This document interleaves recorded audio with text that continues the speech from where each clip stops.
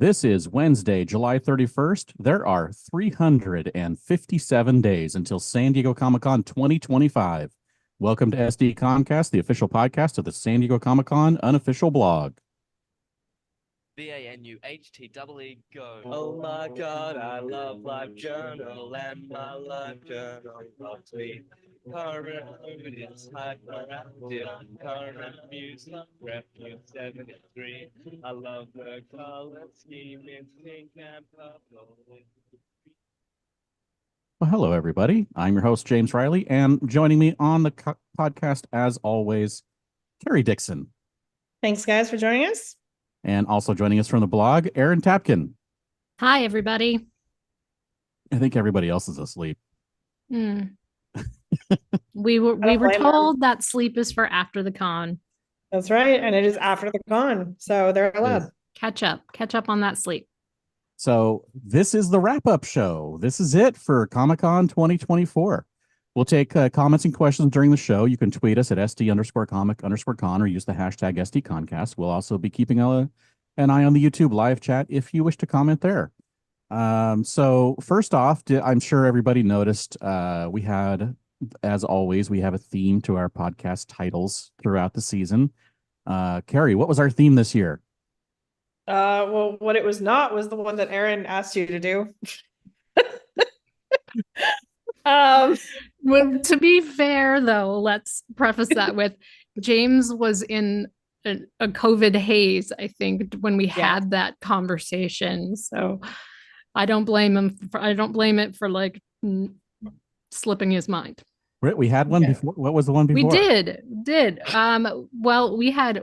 Or should we not say it? No, because Carrie already knows. It was for Carrie's 10-year anniversary of doing the blog. And we had discussed having Carrie related titles to things. Like we would poke fun at her, the tornado sirens, maybe something with her adorable dogs, her love of Tom Hardy, her love of Broadway. We were going to try to mix all that in. Props. And the props, all the things we love about Carrie. Always working. So, yes. Never not working, even on vacation. Yeah. So, but instead we did food. Yes, food-based titles. That's okay too. Yes, it is. That's okay. Okay. We'll save the Carrie one for the 15th year. Yes. There you go. And not tell her about it. And do it like on the 13th year. Right. There we go. Okay. So let's talk about overall impressions of the convention this year. Did we have fun? Carrie? I had a great time. I mean, it felt like old school Comic-Con again. Like there were things like actors at the convention. Wow. And I mean, it felt like everybody brought their A game. I heard all week long from exhibitors that like sales were great, which was fantastic because last year sales were great and everybody thought it was just because nobody was in panel rooms. But no, like people came ready to spend some money this year, which is fantastic for the artists and the vendors. And I don't know, it was a really good year for me. I had a lot of fun. What about you, Aaron? I had a great time as well. I mean, there are always highs and lows, but I thought that the lows were, weather and heat related, and the highs completely took all of that away for me. So, and I agree with Carrie that there was star power, there was excitement, there was people being happy to be there. And also like grateful that things are different than last year and the year before. Right. A lot of appreciation. We'll talk. Obviously, we're going to talk about the things that were bad, things that were good. I felt that so much of the bad stuff that we had was not enough to ruin anyone's convention. Overall. Now, obviously, some people that were dealing with it did ruin it. But it didn't ruin everybody's convention. Like, yes, it wasn't something that ruined the entire convention. It was It was very bad, and it was very bad for a group of people, and that was awful for them. But I think that it was good that the whole convention as a whole was generally fun and went well for a lot of people. I had a lot of fun too. You know how over the years, having done the same thing over and over again, I've tried recently in the last few to just try and do something different. So this time I tried to not be the person camping in a room all day like I have done in the past, and it worked out really well. So I was happy with the amount of things I got to do. I didn't get to do some of the stuff I normally do. I didn't make it into Marvel because I chose not to camp all day. So, when that happens, you take what you can, and the stuff that you did get to do, hey, that's good stuff. So while we're talking about the good stuff, let's go over some of our bests that we thought that we hit personally, or that maybe we noticed that a lot of people were having a lot of fun with. So let's go over them. Carrie, what are a few of yours? I mean, honestly, one of my top ones was just seeing how many people got in on the friendship bracelet making thing with me. I was a little nervous, like when I started it, that it was literally only going to be me. And I was like, we'll see, like if this becomes a thing. But I feel like it really did. Like everywhere I looked, it felt like at least some people were doing it. And it was cool too to see it happening without me. So like I went to the fandom party and I turned around and like I see two people in the corner like trading bracelets. I was in ballroom 20 and I turn around and the people directly behind me are like trading bracelets. So that was it was so fun to see everybody get so into it. I met the people who made 525 bracelets. Holy cow. Holy cow. Yeah. So some people got really into it.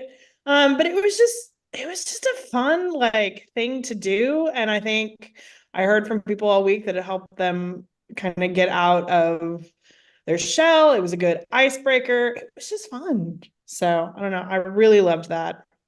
And then I concur. Yeah. It was, it just, and the meetings that we had, the meetups that we had, we heard from several people that would show up there and they would say, even making the bracelets, giving them something to do, something to focus on was cathartic to them, and helping people that are on the autism spectrum, helping them to interact with people in a way that made them feel safe. It was very impressive. It was. And it's something that I think I definitely want to like try to keep going each year, but it was just so fun. Like I said, I'm so happy that so many people got into it. So if you are one of those people, thank you. And then I'm actually kind of the opposite of James. It never feels like Comic-Con to me, quite frankly, until like I sit in Borm 20 all day, one day. And especially after like we went super hard on Thursday and Friday. And so then on Saturday, we camped out all day long in Borm 20. And it was just like, oh my God, I love sitting. And it was like we saw some amazing panels. I was there for Silo and Interview with the Vampires. Those were great. But I mean, we liked everything we sat through. So it doesn't feel like Comic-Con to me, quite frankly, until like I'm in that room. And then I would be remiss if I didn't mention our own party, which was so fun. Thank you to everyone who joined me in dressing up for it. I had never dressed up for anything at Comic-Con before, so that was actually kind of fun. That was the closest we were going to get to Carrie cosplaying. Yep. It was a one-time thing, never happened again. But it was fun. And it was just nice to see everybody. I actually really like our parties because it's just nice to like, it's just like a catch-up session with everybody, and we're chill. We do crafts, like it's fun. It's an after party. It's after you're tired and you don't want to do anything, and it's great just to have some food, chat, win some prizes, and just chill. Yeah, in air conditioning. In air conditioning. In air conditioning, that's a big part of what makes it great. And then my favorite offsite of the week for my last one is I actually really enjoyed the chariots, and I feel like that one was overlooked by a lot of people. And I kept trying to get people to go to it because I was like, it's 30 to 45 minute standby, which is at Comic-Con, like nothing. Never happens. Yeah, nothing. And it was fun and it was interactive. So I'm I a little think- biased because we know the people who put it Yeah. on, but it was legitimately fun. I think though it was overlooked until you started posting about it. And once because we just didn't know what to expect. They were very tight-lipped about what we would be doing. And I think once Carrie got in there and saw it and we all experienced it, and then Carrie started talking about it, everyone was like, okay, I trust Carrie's opinion. We'll go to this. Yeah. So I don't know. I really like that. And honestly, like of all the offsites we did over the weekend, that was probably the one I had the most fun at anyway. So there we go. All right, James, what were your highlights of the week? Highlights. I mean, Doctor Who, because I got to go to both the panel and the live podcast taping. I know that in talking to people that a lot of people felt that the podcast was the better of the two because it was more intimate and it was more streamlined of questions and not so much like a just hodgepodge of stuff. But I really enjoyed both of them. I thought they were both awesome. I'd never been out to the library to do that whole wristband thing, and I really wish it wouldn't have been as hot and muggy this year because having to go to the convention center and then walk to the library was not fun. But other than that, I mean, that was like that was the worst part of the whole thing was the walk. Everything else about it was awesome. In fact, for those of you who were wondering about something like that, the room was only like 350 people, but apparently the entire back row was empty from no shows, and everybody who came hoping to get in and standby, every single one of them made it in. So if there's something at the library that's happening, you can pretty much guarantee that there's going to be some no shows. Whether it's as many as this time or not, I don't know. But if it's something really big and you want to go to something like this, try for the standby line if it's really important to you. And as I mentioned, I didn't camp for a whole day, so I think that was actually a highlight because I was able to move around. You know, I was able to go and do a panel for a little bit and then go onto the IMDb boat and then go and do another panel and then go do some shopping and pick up some stuff on the show floor, and just being able to actually do stuff that sometimes you hear is just not possible at Comic-Con, of picking like more than one thing to get done in a day and only being able to get one thing done. Being able to pick more than one thing in a day and actually do it was awesome. I thought that was incredible. So that was definitely a plus for me. Now, it wasn't big things. Like I said, it was just going onto the show floor and buying something that wasn't an exclusive and wasn't limited or anything. But still, being able to actually have time to do that was definitely high in my book. And then I'm going to say the drone show. The drone show was amazing, especially the end with Galactus Rising and the whole Fantastic Four, because I was just, like, I'm so in for the Fantastic Four with Marvel doing it right. So being able to see that was pretty awesome. Guinness Book of World Record award winning. That's hilarious. That's amazing. It's just so shocking. random. It's like largest drone show featuring fake character, fake things. It's like, yep. Okay. And they broke it twice. They broke it once and then they broke it later with another one of the images. So good for them. Yeah. So I think I had so many things the whole weekend was awesome, I think. So those were just like the super highlights of the weekend. What about you, Erin? I loved the Penguin offsite. I did a little review of it with a kind of a written walkthrough. But that's one thing that I really, really enjoyed. I felt more immersed in that than I did even in Severance, or at least equal amounts of immersion, which to me, Severance is sort of like the highest bar of immersion for an offsite. So for them to equal or top that, I was very happy about that. I was also really happy that more and more artists are starting to do pre-show or pre-order commissions. I used to get a little stressed out about commissions because it would be, first on my list of something I want to do on Wednesday or Thursday. You go to the booth, you talk to the artist, you work something out, and they're like, yep, okay, just come back tomorrow, come back Friday. How long are you here for? Are you here till Sunday? Okay. And then, it's not until 4 o'clock on Sunday that they actually get it done. And I know that does happen with some pre-order commissions, but having that option to pre-book some stuff and kind of have it guaranteed and they're waiting for me kind of makes it a little extra special. Yeah. To get that artwork. I mean, we love commissions anyway, but being able to pre-order them is great in my book. And there were a couple artists that I booked this year that hadn't done them previously, hadn't done pre-order ones. So I appreciate that they're seeing the benefits of it as well. Absolutely. It just takes like so much of the stress off if you can just. It does.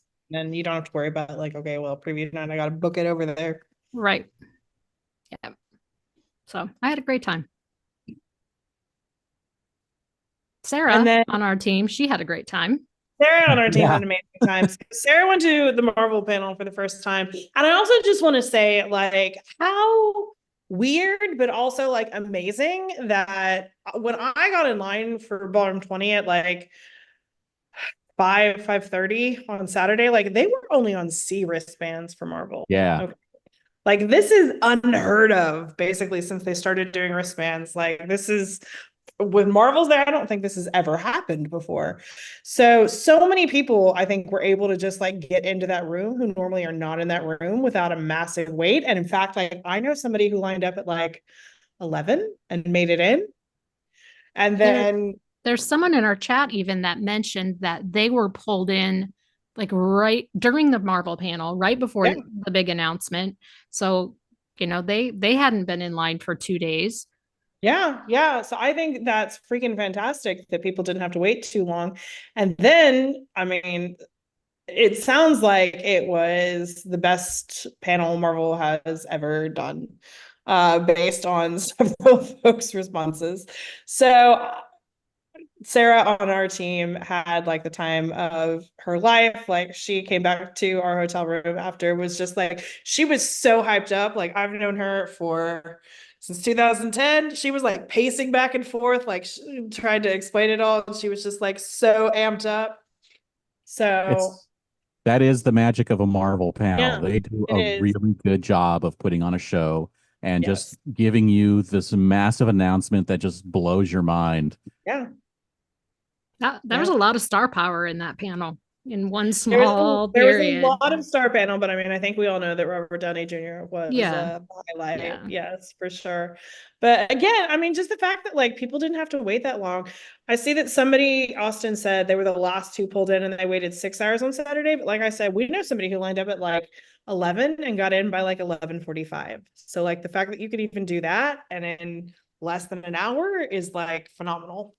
Yeah, there was a certain point where it was when we walked by after, because we left Silo after the Silo panel, we left to go look at the situation, and there were, I think, 3 or 4 full tents full of people waiting to try and get in when Penguin started. Yeah. So obviously there was a lot of people in those tents who had been lined up for a couple hours probably who just didn't make it in. Yeah. But just the fact that, for a few hours earlier, 11 o'clock, maybe noon, maybe 1 o'clock, being able to get in on a Marvel day, that's insane. It's insane. And again, with like less than an hour wait, like, and the funny thing is, it's like, will this ever happen again? Considering like how massive this panel was, I don't know, but crazy times. Yeah, so not what any of us would have guessed. Now Sarah's like, I'm going to go to every single Marvel panel from now on. Yeah, she's a convert for sure. Oh, okay. So, I guess we can move on to the worsts of the convention, which I think we all know what is going to be the general worst. But I'm going to kick it off because I really only have one that I experienced personally. And then we'll discuss the ones that affected attendees generally and some of yours as well. And that for me is the heat. It was every 5 to 7 years, the town just gets way too hot or way too humid, and it just makes everything so much worse when you're having to jump around between buildings, go back and forth from the gas lamp to the convention center. It just makes it ugh, you know. Mhm. So that was my thing. And I mean it's like, yeah, like whatever. It's like you got into the panels you wanted, blah blah blah. But still it was tough to deal with. It made it a challenge, I think, for everybody, because there is a section there around the convention center going around towards the Bayside and crossing the street towards the gas lamp, where the options for shade are like little to nothing. Yeah. And a little bit of shade went a very long way. Yeah. Yeah. And it was pretty clear at times in the exhibit hall that it was having trouble keeping up with the heat outside and the body heat coming off of everybody, because it felt a lot more muggy in there than usual. Usually Yes. you walk right in, especially on Wednesday at preview night, you walk in and you're kind of like hit with this cold wall of air, and there just wasn't. We walked in. We did the lineup for preview night to walk in with the big crowd, and like walking in, it was instantly like, wow, it's kind of warm in here. Mm-hmm. Like as soon as you walked in, and it stayed that way most of the time. Yep. There was a dampness in the air. Yeah, you just stand there, you're like, why do I feel icky in here? So yeah, that was that. Turn up that air conditioning. That thing should be a frozen. You should walk in and be a popsicle if you're one of the first people in there in the morning, and then it just slowly heats up throughout the day until like the end of the day should usually feels like that. Not the beginning and middle of the day. No, not 9:30 in the morning. No. Carrie, what about? So let's start talking about the other things. Do you guys have any specific things to you guys that happened to you? Before we talk about the general things. You guys are being like all nice. I'm just gonna straight up be like, it was a fucking disaster on Thursday. Yeah. In a lot of ways. So I would love to know actually, like, was it only Thursday or was it other days? But basically, at least on Thursday, they only used the tents in the morning. And then from then on, they basically like did not use the tents. And I want to know why the fuck not? Like, we had people lined up all the fucking way down the marina in the heat that you were just discussing for absolutely no reason. Like, you have tents with shade. Why are you making your attendees line up out the back? The tents we all had to walk by, empty tents, walking by as we had to walk, because they wouldn't allow us through the middle. Yeah, that was another weird thing. They usually open that up all day long for people coming and going. They do. Yep. And it was closed so much. I've heard that like maybe they had a new security team. I don't know, but like whatever the fuck it was terrible. And I hope it doesn't happen again. I hope it doesn't happen again, because it was bullshit. Yeah. Again, like, it was unsafe. We heard of people like passing out. We saw ambulances, like literally, because it was so unsafe, like making people stand out on the sidewalk. And frankly, Comic-Con, like, you should be embarrassed about that. Like I said, I'm not pulling punches here. Then if that wasn't bad enough, the fucking Deadpool and Wolverine panel, they totally fucked that. Well, so start with the panel before it. Yeah. So what we do in the shadows, again, they have everybody line up at the back, but that's the last panel. So then they let what we do out in the shadows out, and they're corralled in that section, and they triangle. Like nobody can get out. They can't get out the front. They can't get out the front. They can't get out the back. They're like completely pinned in there. Like, what the fuck are we doing, 6,000 people in this space milling about. Nobody knows where to go. Nobody knows how to get out. Yes. Nobody's directing them. No. So it was just like, it was a total disaster. So they get out. Okay, fine. They don't know where to go. They're stuck there for a little bit. Eventually, I think like somebody opens up a gate and realizes like, hey, these 6,000 people need to go somewhere. So they let them out. But so for Deadpool and Wolverine, they told everybody don't line up until 4. Of course, people lined up before. Like, it's Comic-Con. It's Comic-Con. Quite frankly, anybody who thinks that like they were actually going to wait until 4, you're delusional. But despite that, again, they have everybody lined up down the fucking marina. It's my understanding, and I might be wrong, that like they basically did not start checking anybody until much later, like maybe 5. Now, again, I might be wrong, but in my opinion, like you would think you would start like checking tickets and IDs or whatever, and like letting people into the tents, which you have set up, like so that you can be like, okay, if these people are in the tents, they belong here. They weren't doing that, is my understanding. Instead, again, they just had everybody lined up. They're doing it super slow. And so like as they're doing it, because again, nobody's fucking checking, like they're finally like, oh, you don't belong in this line, having to pull people out. So it's going so slow. And then they finally start letting people into Hall H, but it gets to be, I don't know, like 20, 30 minutes beforehand, 15, whatever it is. And the room's like not even half full. And I think at this point, they're like, shit, we cannot send Ryan Reynolds and Hugh Jackman out to a half empty hall. And so instead, apparently what they start doing is anybody in the line, they basically stop checking and they're like, go, go, go. Like we've heard stories that people would scan their badge, and even if it turned red, they were told like, just go, go, go. Finally, like it gets to be time. They shut the doors, regardless of like if you have tickets, regardless of if there are empty seats, and there were. And tough luck. You had a ticket. You don't get to go. You follow the rules. Tough shit. Fuck you. Not good. Not good. Not good. Embarrassing. Not good. Now, Like that's exactly it. I mean, honestly, like it doesn't even matter who's at fault here, like whether it was Marvel or well, Comic. there were Like, multiple yeah, breakdowns I of mean, communication. very clearly, but yes. like they should, everyone involved should be absolutely embarrassed by this. And if this was the test pilot to be like, can we do this kind of thing in Hall H? Like, can we clear the room and refill it? The answer is very clearly no. No. And that was discussed during the talkback panel that you went to, James. Is that correct? Correct. Yes. Obviously they're going to give a very PR answer. They did give much more of an answer than I actually expected, which is that there was at least 2 areas of responsibility or teams or groups that were in charge of things, that things broke down, and contingency plans to help with when things break down. Every contingency plan there broke down. They did say that, it doesn't matter who was responsible, that this is on us, that we, obviously this is on us because it's our event.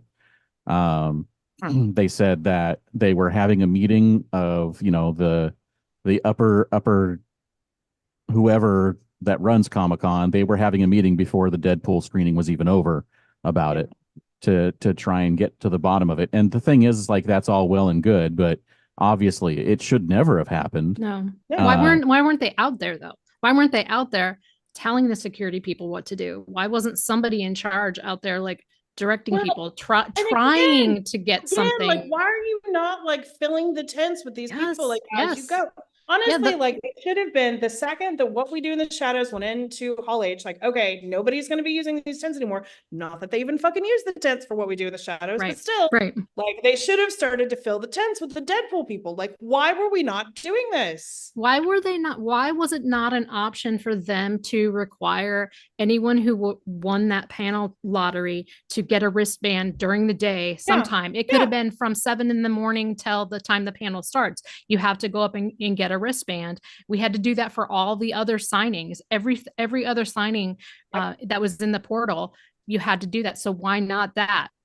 Is it because they didn't want to staff a volunteer to sit there all day long and do it? Because obviously, having wristbanding 200 people for a signing is much, much different than wristbanding 6,500 people. But give people the entire window of the day. If they want to go to that panel, they're going to get up to that sales pavilion and get that wristband. Now, of course, there's going to be nefarious people who swap out their wristbands. But guess what? There were people who didn't win in the lottery, standing in that line for hours, taking the place of people who rightfully should have been there. I don't know where it is now in our chat, but I saw somebody who said that like their badge scanned red and the lady was like, just go. I mean, again, like we've heard so many stories about this. And Happy Bear said, it ruined my day, as selfish as that sounds. I don't think that is selfish. No, I don't think Like, so No. at all. You were told, like, you get to go, you follow the rules, like, you should not have been fucked. Yeah. Like, I mean, this is not rocket science. No. No, I I mean, mean, I know that we think and talk and live and breathe a lot of minutia when it comes to Comic-Con, yes, but we do. I feel like even like our friends in the chat are like coming up with better ideas and things that could have worked better, or things that easy things that could have been done to make this a better experience for some people. Yes. And I know it was a great experience for all the people that were there. I understand that. And once you're in that room, what happened before that probably just fell by the wayside. Yeah. But it was a shit show, and it should never have happened the way that it happened.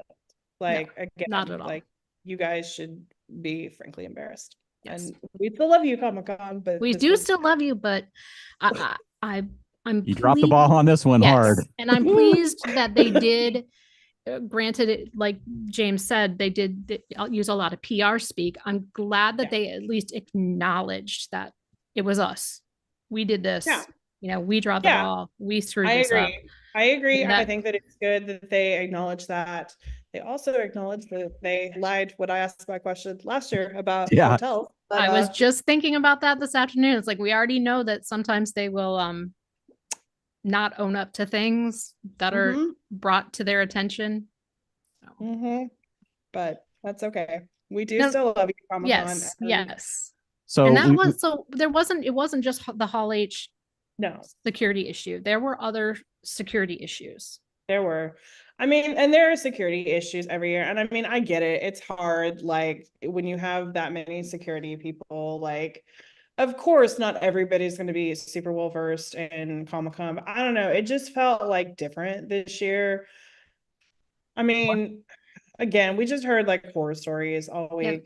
And or just weird stories, like weird things. Like, and I even experienced one of those when I went to ask somebody a question. They're like, just go inside. I was outside. They just go inside and ask that guy. And then that guy's just like, just go over there by that door, which was the ADA entrance. Just line up over there. And it's like, I knew that they were not telling me the correct thing. Yeah. I knew I wasn't supposed to be in the building. You know, and how is it that I know more than these people? It's weird. Yeah. And I know it's not it's a thankless job. They don't get paid very much. Clearly, because we had been seeing weeks before leading up to the con, we had been seeing advertising and recruitment for security people. They don't have a lot of training. They aren't required to have much experience. And I mean, to be fair, like, I don't think they pay them very well. No, like, I think it's a very thankless job. Like, especially the ones that have to be outside all day long. In that heat. And there's not a lot of semblance of hierarchy there. So if someone if you can ask somebody a question and they don't know the right person to point you to. They don't know where to go up in the chain to find the answer. And it's above their pay grade. They're not really being paid for that. So sometimes they don't care. Yep. Well, I would also be remiss if we had a great time at FX, but we were less. So our experience is very different, and we are aware of that. So I do just want to mention that, like, as I said in my review, like, we are aware that those lines, it sounded like, were unpleasant and potentially unsafe.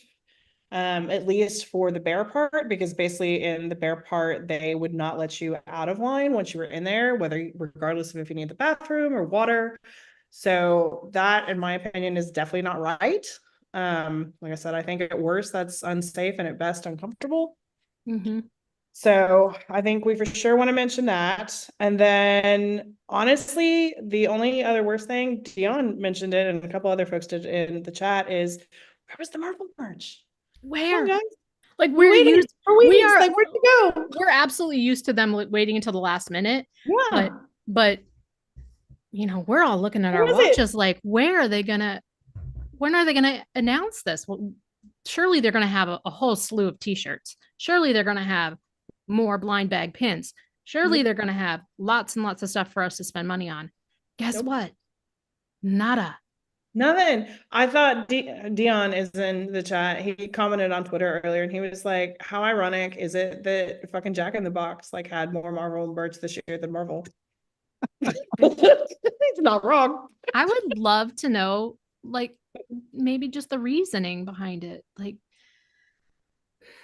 I don't know. I can't figure it out. I feel like Agent M was even like commenting to people like, yeah, it's coming, like we'll announce soon, and then nothing. Yeah, like we heard from people too who like preview night, doors open, like they run to the Marvel booth to like get in line. Like, what?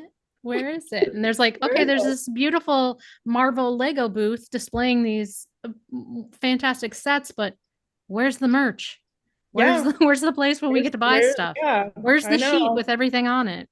I know. Now, it could entirely be wrapped up in some sort of logistical problem. Maybe the stuff is on a shipping container that didn't get through customs. Maybe that's very possible. Yeah. It would have been nice, honestly, to know. Even just like tweeted like, or like again, throwing up a quick article like preview night morning and said like, yeah, our booth's gonna be like Lego, but we're not selling anything. Yep.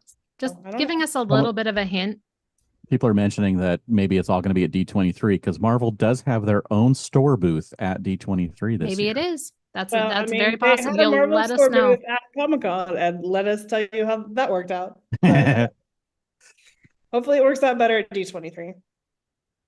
Okay, well, I'm off my soapbox. So Aaron, I love your soapbox. There's room up there for me, right? I got one foot on your soapbox. Yes. Absolutely. I agree with a lot of the things that you said and James as well, with the heat, the inconsistent security, the lack of, or the inconsistency in the security where sometimes they were enforcing things, sometimes they weren't, sometimes people could sit on the floor, sometimes they couldn't, sometimes they could lean against the wall, sometimes they couldn't. I mean, in the space of just 90 seconds, I had somebody tell the people next to me that they couldn't sit on the floor, and then right after that, the same person came back and they're like, actually, you can't even stand against the wall. You have to stand away from the wall. So, I basically had that happen. Like I was standing and like across from Borm 20 is like that little market. And then I was like standing off to the side, like standing, and for like 45 seconds, and the guy came over and was like, this is a fire hazard. And I'm like, I am standing. And I looked at him and I was like, I'll move in a minute. And he walked away. Well, if someone standing someplace is a fire hazard, then the entire place is a fire hazard because there's people standing everywhere. Like, let me stand for 45 seconds. Yes. It's fine. Especially because like there were people sitting near me, but he came over to me first. Like, yeah, right. So anyway. Having to walk all the way around the unused Hall H tents to get to the Bayside. I mentioned it before. That was kind of bullshit. I don't understand it. They've made good use of like an orange snow tent to make, or orange snow fence to make barricades so they could allow people to cross. But there was no explanation. There was nothing for it. It was interesting too, because our hotel room at the Omni looked out onto that area, and looking down at it, you just saw an entire line of people moving around towards the Bayside and another line moving back, all on the sidewalk on the triangle around it. Nobody in the center, completely empty except for, one group, a large group of security people that were milling about in the middle.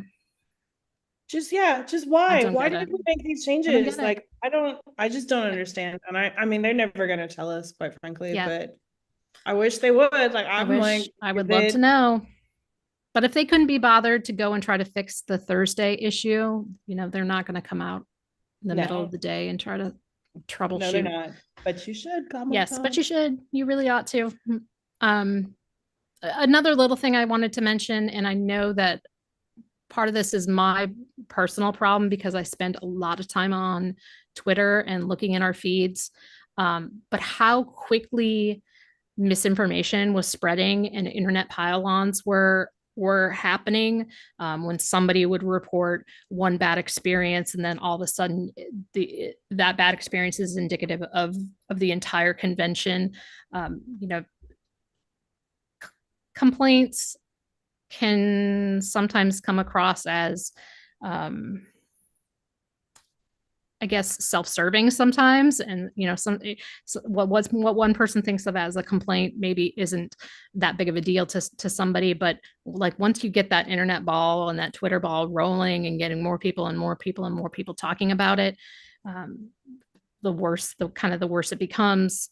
This happened a couple times, but one of them was the fire that occurred at the building next to where the Penguin offsite was, which was reported as there being a fire at the Penguin offsite, which just kept getting going and going and going. And everywhere I looked, everyone was like, well, they had to shut it down because there was a fire. And it's like, well, they closed it down temporarily, only to reopen it a few hours later when they were finally cleared. There was not a fire at the Penguin activation. The fire was nearby. It was taken care of, and Penguin was reopened. So just how quickly the misinformation spreads just kind of graded me this year. But again, with as much time as we spend on Twitter, it's bound to happen. Yep, absolutely. Yeah. So a few of the things noticed in the chat is, of course, the constant need for ADA accessibility places, and some of them not having it, some of them not doing anything worthwhile to provide it, even though it's like, hey, here's an ADA line, and then kind of just not really managing it or acknowledging it or whatever may be happening, to just outright having a bunch of stuff, especially, again, the Hall H line, where they moved it around from the normal place and they changed it from day to day, I think, a couple of the days where it was starting or where it was. So again, a lot of things like that have been happening. So that's definitely one of the big things I think that was going on. I guess a few things that we can mention that were like not super lame, but they weren't at all awesome, was the Shaun of the Dead offsite was a lot lamer than expected. I mean, it was basically like a can of beer you couldn't drink and some stuff to buy, and then a few photo ops, which seemed kind of like okay, that's yeah. kind of I think I was expecting a lot more. Yes, and for something that had that offered time slots, I guess my expectation level was a little bit higher. I didn't end up attending it based on the reactions of some other people that I trust. Sean from Parks and Cons, when he sort of kind of gave it the so, I decided that maybe it wasn't worth my time. I think having more thoughtful experiences, and maybe we're spoiled by some of the ones that we have had. I think it just wasn't as thoughtful of an experience as maybe Focus Films and everybody involved could have put together. It also was very last minute, which that there's always one that's last minute, and that was definitely one of the more last minute ones. To be fair, I mean, I don't think we know that it was last minute. That's true. They could have been planning it forever. It seemed like one of the later ones to be announced. Yeah.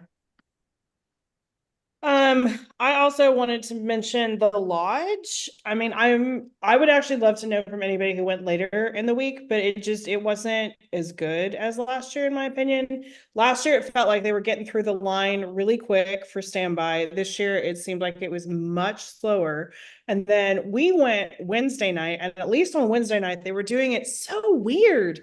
So like, it was basically from the top of the hours, let's say like 7 p.m., it would be a 50-minute experience. So if you went in at 7 p.m., you got a full 50 minutes, then they'd clear everybody out. But if you went in at like 7:30, you got 20 minutes. And I was just like, that's kind of bullshit. Yeah.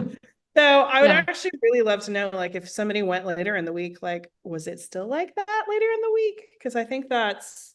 Yeah, had they been offering, because they'd even offered like slots on the quarter or 3/4 of an hour, which would give you 5 minutes, which makes zero sense. No sense. I know. So I really hope that they changed that. like do as the too. week went on, but on Wednesday it was definitely weird. And again, I know for a fact that we heard all week that like just in general standby was not moving as quick. So Now, do you think that any of that had to do with the fact that press and reports surrounding last year's were fairly positive? Everyone was kind of happy with like some of the goodies and the swag that you got, so that maybe more people were attempting standby? Like, was standby longer than last year? I mean, I wouldn't think so, because last year you also have to remember like we had no panels, so I feel like more people did offsites in general Yep. last year. I That's don't know. very Again, true. it's weird because like they've had a year, they've done this same general offsite like in a bunch of different cities. So by now, like it should really be a well-oiled machine. It So should. the fact that it wasn't was, I don't know, just really weird to me. I thought it was weird too that the photo op that they had for if took up so much space and was hardly being used, whereas the area for the t-shirts, which everybody wanted, they were given very little room. Like they needed to swap those two around and have like twice as many t-shirt stations, because we entered at the top of the hour, and none of us were able to get into the line for t-shirts because it was actually the people left over from the previous time slot were still in line. Yeah, and I see a bunch of people in the chat confirming that basically what I just said was still in effect all week. So like it was top of the hour to 50 minutes past the hour. Like if you went in at 30, like you got 20 minutes. Like that's like barely enough time to use your 2 drink tickets. Exactly. You did get 2 drink tickets though. I mean, that you did. Was nice. I don't love that. So the only other thing I wanted to mention is Slave 2 Leia brought it up, but on Friday, I think Borm 20 was evacuated. I think, and James, you went to talk back, right? Yeah. It was popcorn, right? It was popcorn. Someone burned popcorn in a microwave. Someone burned popcorn, but at Cups of Water, we were talking to the Sager girls, and they were saying that they were in there and it felt super unsafe because like everyone in Borm 20 like heard the announcement of like, there is a fire, please evacuate. So they go out into the hall, but like it's very clear all of a sudden that like nobody except Borm 20 has heard this announcement. So like everybody in the hall is just kind of like chill in their lines, having fun. Like nobody else heard this. And so the Borm 20 people are like, where do we go? Like, what do we do? And nobody like can direct them. They wouldn't let them back into Borm 20. Like after nobody gave the all clear, like it was just, the Sager girls were like, if this was an actual emergency, like it would have been very bad. So it was on Friday, right? I think it was Friday. Yeah. Yeah. Cause we were in Hall H for the Doctor Who stuff. And that came over the loudspeaker, I think during the Doctor Who panel for like 10 seconds. Yeah. And they just said, and then everyone's like, well, that was really weird. And everyone's just sitting there and like, keep the panel going.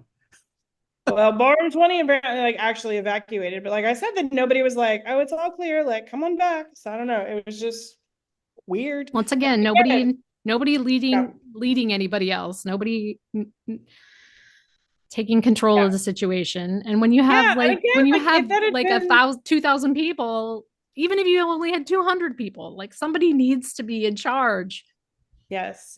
Again, like if that had been an actual fire, like, oh well, good luck. Yeah. Lord help us all.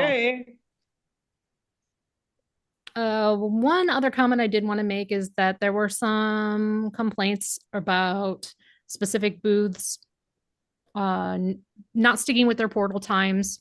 I know that there were some 100% soft issues. This was the first year that 100% soft was in the portal. I know that there were growing pains. Our own Andy had an issue where his portal time went by and he was still in line, and he had other commitments and had to leave. I know some people in our chat also mentioned 100% soft. I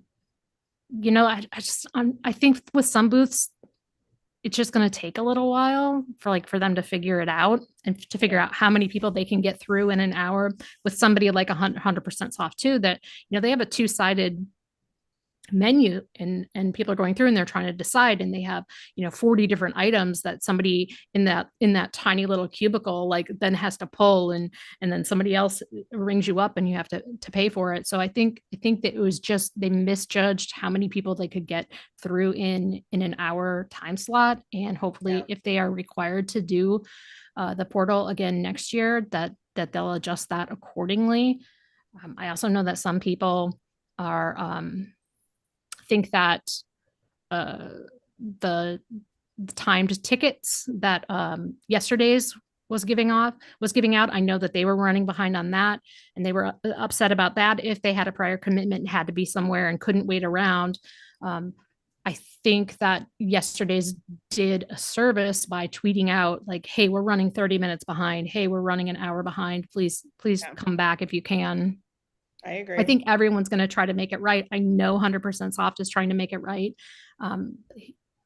Contacting via email his and putting up on social media saying that if you experience this problem and you were not able to buy this particular dumpster that we had, contact me, we'll get you taken care of. You'll get first shot at the online ones. So I think that's great that they are trying to fix it and they are trying to make it right.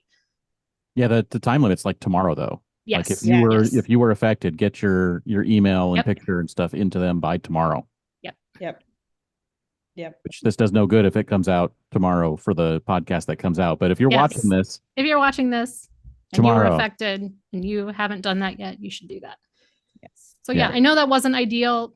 Again, I'm hoping that anybody that was affected by that kind of stuff, I'm hoping that there was just enough going well in the rest of their weekend that it didn't bring everything down.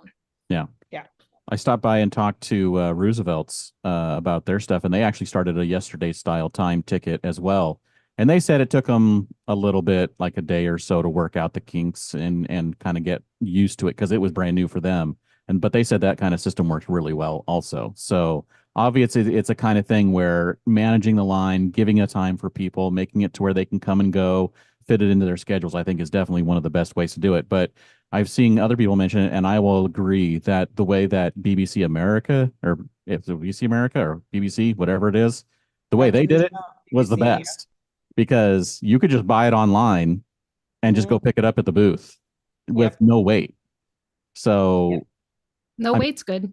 Did they have separate lines? Wait, could you buy anything there, or did you have to only buy it online? So remember their shop popped up with everything and then it would disappear. And they're like, it wasn't supposed to be there. Basically, the shop was only for the stuff they were carrying at the convention that was exclusive. So it was like everything that was at the shop that they advertised, and you just buy it online. And the only way to get it was to actually go to the booth and pick it up. So anyone who got the link could buy the stuff.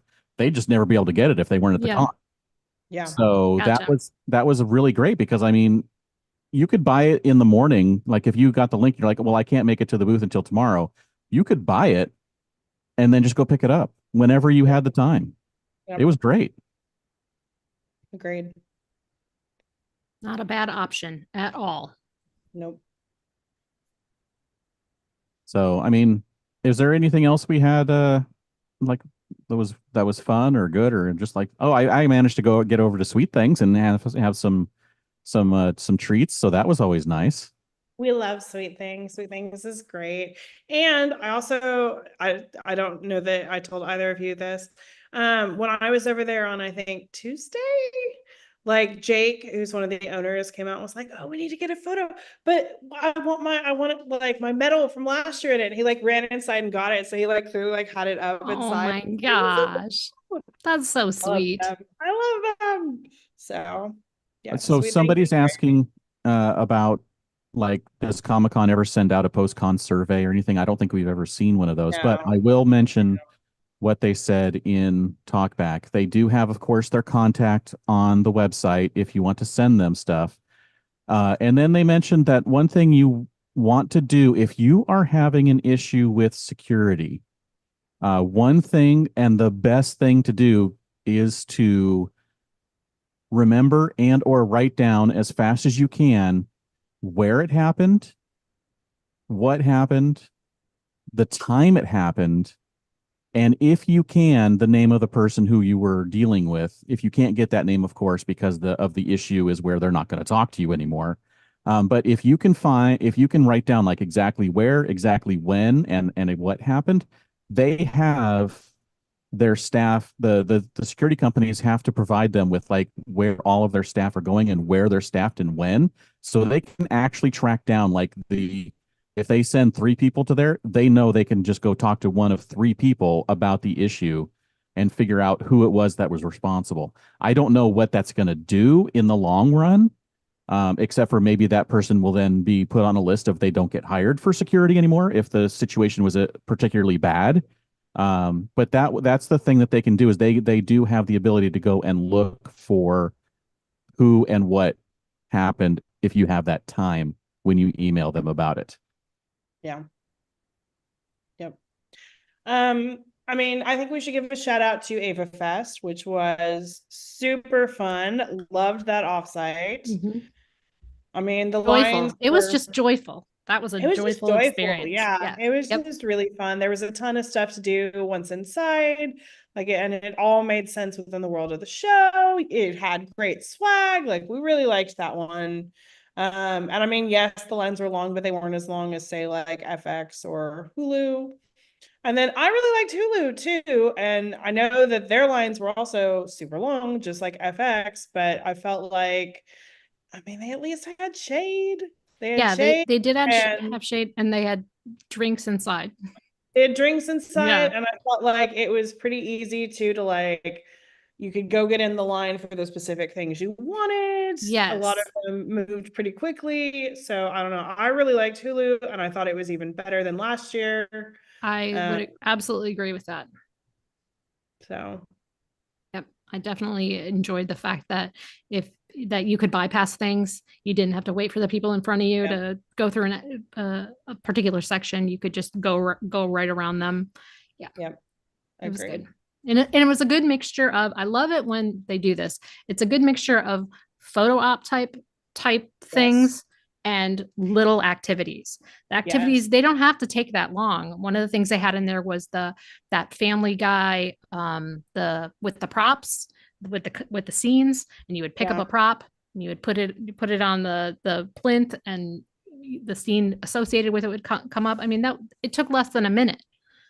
Same, it was good. Same with that. I actually loved that American Dad operation one where the organs, and you worked with the team to try to put the organs back in. It was hard, but it was fun, and it was 60 seconds. So overall, I think Hulu was good. Yeah, very good. I hope they did any one of us do the Dexter thing? No, we almost did. They were supposed to open up, but then at 9, I think, but then they didn't, and we were like, well, we're not gonna stay here.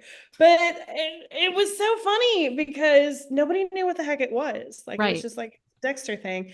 And then at the Bracelet, one of the Bracelet things, we were talking to Jared, who's one of our readers, and he was like, do you guys know what this is? He was like, my roommates did it. We were like, no, tell us. So what it was apparently we all thought it's a shipping crate. You'll go in and they'll be body parts hanging or whatever. No, you would go in, you would lay down on a morgue table.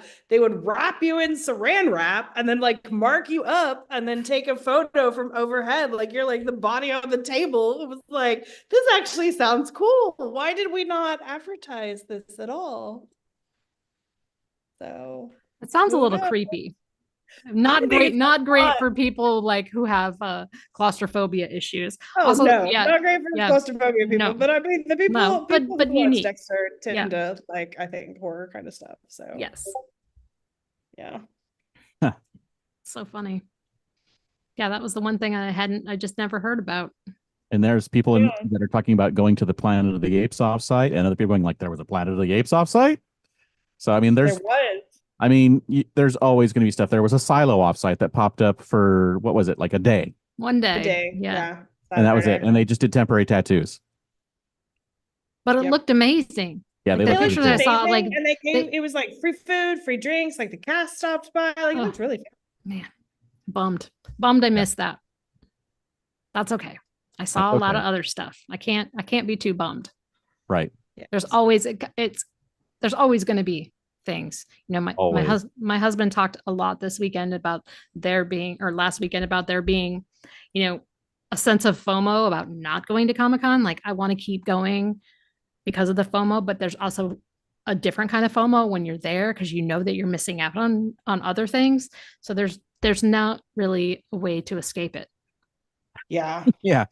Yeah. It's going to happen. Oh yeah.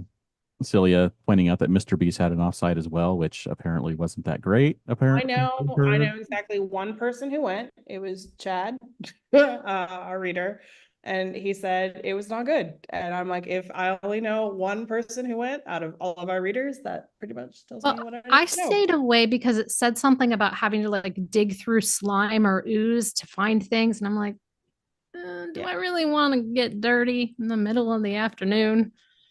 Not so much. I would love to hear about how long the line was for the Ferris wheel, and if anybody who wasn't the I don't know silver anybody who like said they went on the Ferris wheel. Yeah. So if you went on the Ferris wheel, we'd like to hear about it. I mean, obviously it was a Ferris wheel.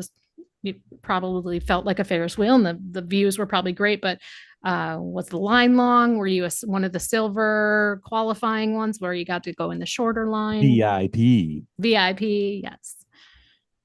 I thought that it made a great visual.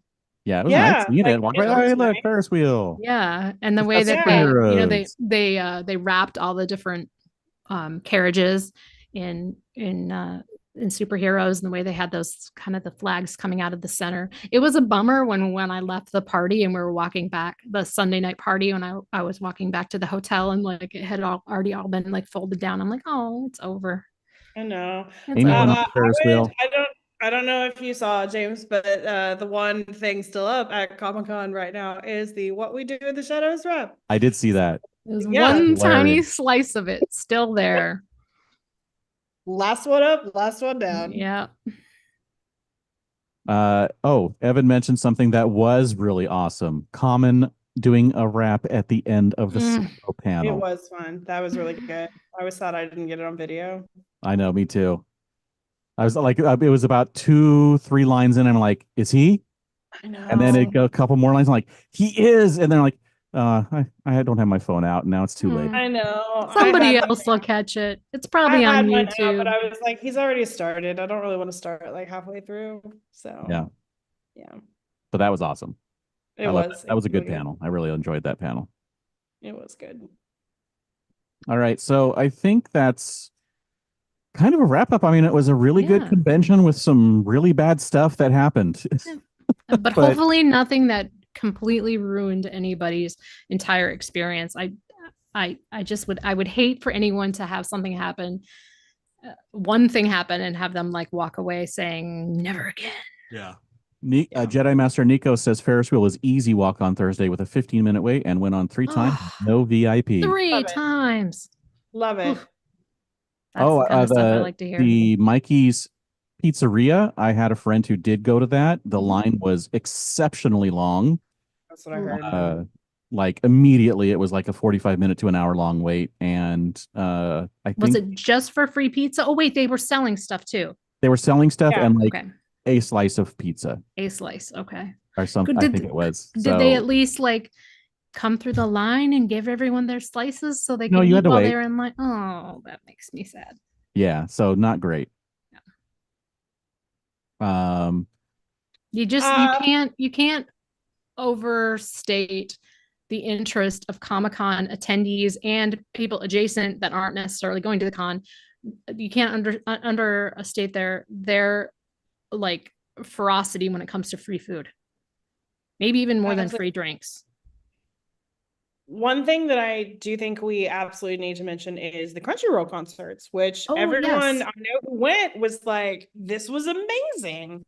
And like they did fireworks on Saturday night. Like it seemed like they were just super fun. So I hope Crunchyroll keeps doing those. Yeah. Yes. It seemed like a very positive experience. Yes. I know our team member Robert went and took his kiddo to it. So it was a family affair. And it Even sounded Con like 2 was things big as were full, but not like having to turn people away or waiting forever in line. Like if you wanted to get near the front, obviously you waited for hours. But if you wanted to Right. come in, you could just show up Yeah. before it started and get in, which, that's great. And then have it full because you don't want something like that to be like, half full or less, Yeah.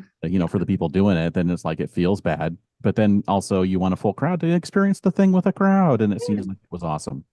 Absolutely. And Yeah. they looked high quality. I mean, it wasn't just like, oh, we're just gonna throw up a stage. Like this is like an already built, beautiful, symphonic sounding venue, one that the symphony uses. So it's going to sound good. But they brought light shows, they brought energy, they brought everything. So And it's very apparently impressive. you got to experience the concert, at least a portion of it, when they did sound checks during the day, if you were waiting in line for Yes, something I during did the hear day. that. And Yeah. one of them had light up bracelets that would like light up Lisa. to the music, Lisa which is- did, yeah. which Yeah, is Lisa. great. That's so great. Oh, All right. I do just one more thing. Since I had mentioned Robert also got to experience the Battle of the Booty. wrestling Battle of the Booty. I had high praise for that. I hope that he's right, that it becomes a like kind of an annual thing. That would be a lot of fun. They were I know tonight is the live show, and I know that they were talking on it about it and showing some footage from it on the live show. So we didn't talk much about Adult Swim, but hopefully that's something that they'll bring And back. it looked like they were giving out awesome swag. Like we didn't do it, but I know Sean and Carmel did. Yeah. Like they had an awesome looking bandana and like pirate hats. The only complaint that I had heard about Adult Swim was that they were pretty generous with the swag for the first 2 days, and Right. then later kinda on ran Friday and on Saturday, then it was like, okay, one thing per person, or making people do a little bit more to get the stuff, and that happens. That's not unheard of. I mean, we could spend another half hour talking about the Bear and how they handled their swag, but it is what it is. There was a good question Yes. from Hans Strollo. Who gave away the best swag? Now, for panels, I'm going to have to say it was probably the alien panel giving away the giant face. The face hugger? 100%. Absolutely. Yeah. 100%. Those things looked freaking amazing. They were great. We were standing in line, I think maybe for the IGN party outside the Hard Rock, and all of a sudden, I see one person with a face hugger, then I see a couple more, and I was like, there's something going on here. And then it was like every third person walking down the street, that even somebody in a shark cool. costume, and he had it on the front of the shark costume. It was very fun to see people pouring down Fifth Avenue with all those face huggers on them. It was very cool.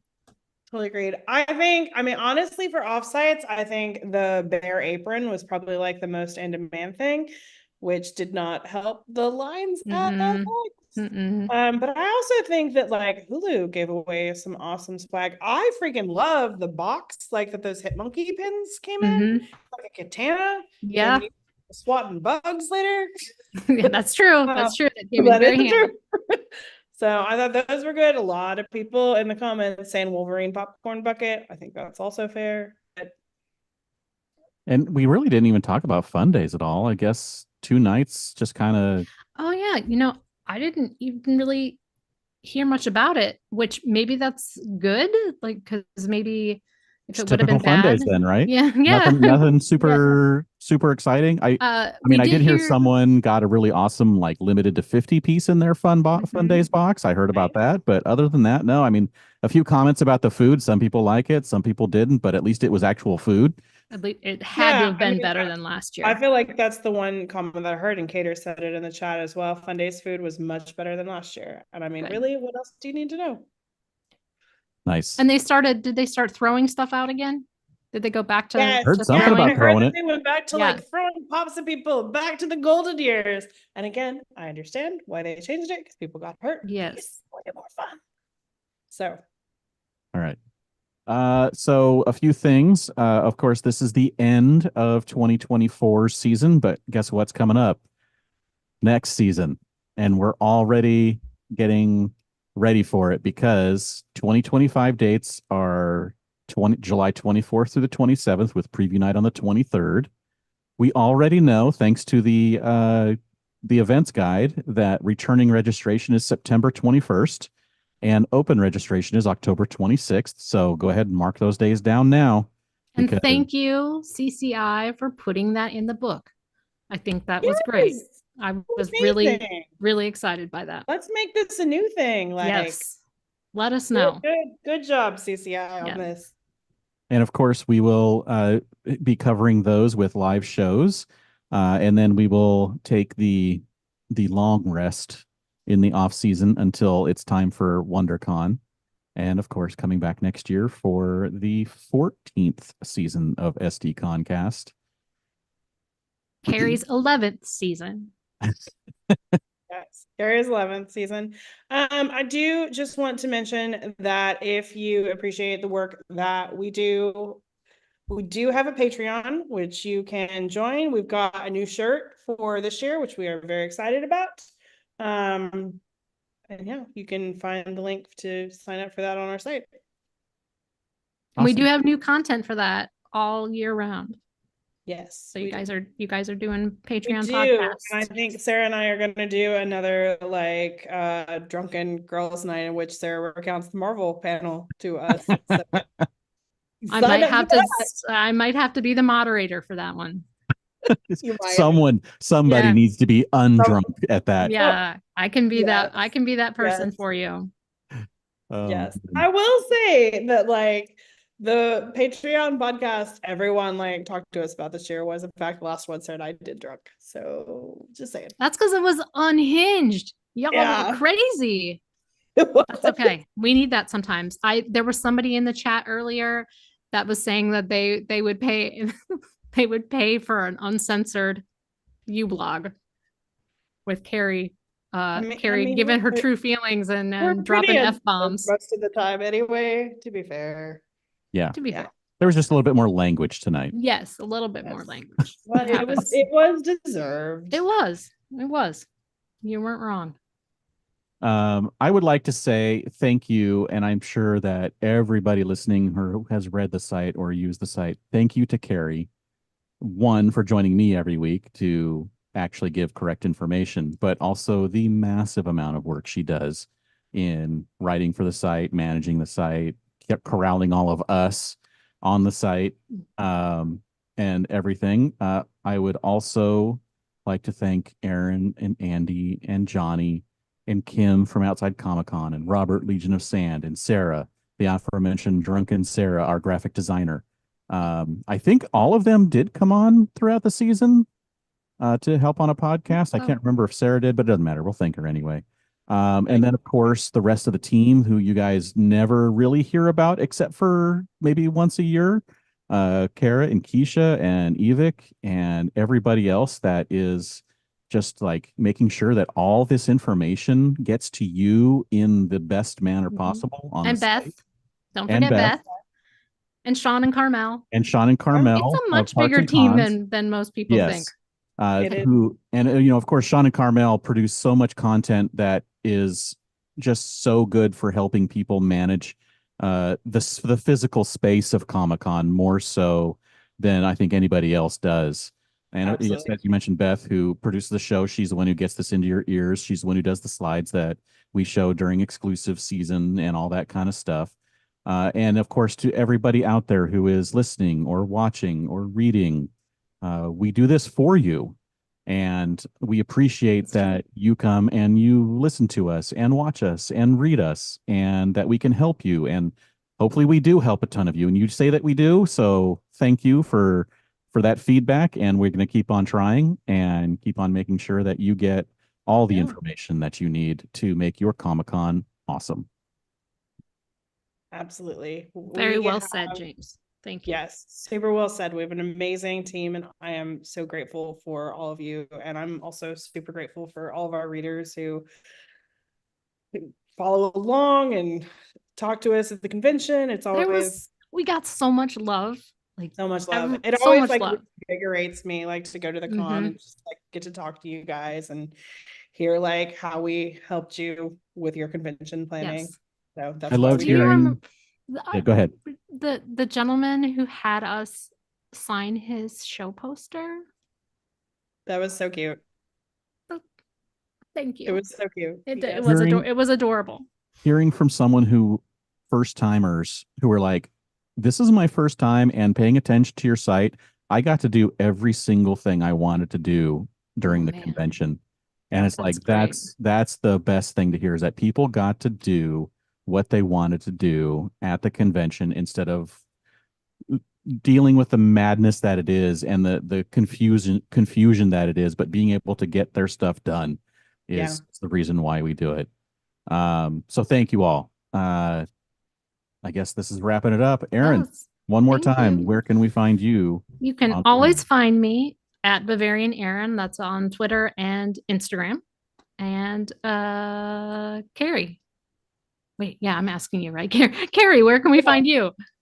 You can find me in the off season on Twitter and Instagram at Carrie Dixon. And real quick, I just want to say that it is Nico in the chat who had us sign the poster. So thank you. Thank Nico. you so much. That was meant a fun. lot. Yes. James, where can we find more of your work on the internet? You can find me everywhere at Dan Regal, and you can also check out a weekly podcast I do called Citizens of Lorcana, where I talk about all things Disney Lorcana, the new trading card game. Again, thank you to Beth. She does everything that gets this podcast done and into your ears. And when it's done, where can they find it, Carrie? You can find us on iTunes. If you'd like to subscribe, the links are up in the blog, or you can search for SDConCast. If you like what you've heard so far, please review us. We're also on Stitcher Radio and Spotify, and the links are in the show notes. And to Brian in the chat, no, we have no more Symbiote Studios. Zero. They are gone, baby. On. Gone. All right, James. If you want to get a hold of us, you can send us an email at info@sdccblog.com. You can find us on Facebook at facebook.com/sdconblog, or you can tweet us at sd_comic_con. Thank you, everybody. This was an awesome year. I agree. Woohoo, Linda. Beth is beautiful. Everybody, She is beautiful. go shawarma. shawarma. See you in September. Woo. We're going to best. Oh, they're so excited.